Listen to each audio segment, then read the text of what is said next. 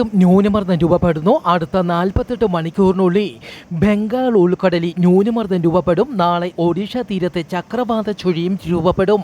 കേരളത്തിൽ കനത്ത മഴയ്ക്ക് സാധ്യതയാണ് കാലാവസ്ഥാ കേന്ദ്രം ഇപ്പോൾ നൽകുന്ന സൂചന.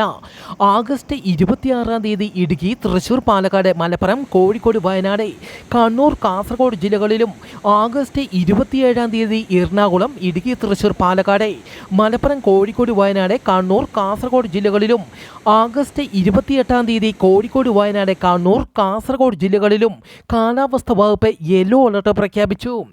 ആഗസ്റ്റ് 26 മുതൽ 28-ാം തീയതി വരെ മത്സ്യത്തൊഴിലാളികൾ കേരള, കർണാടക, ലക്ഷദ്വീപ് തീരങ്ങളിൽ മത്സ്യബന്ധനത്തിന് പോകരുതെന്നും ഇവിടങ്ങളിൽ മണിക്കൂറിൽ 60 കിലോമീറ്റർ വരെ വേഗതയിൽ കാറ്റിന് സാധ്യതയുണ്ടെന്നും അറിയിച്ചു.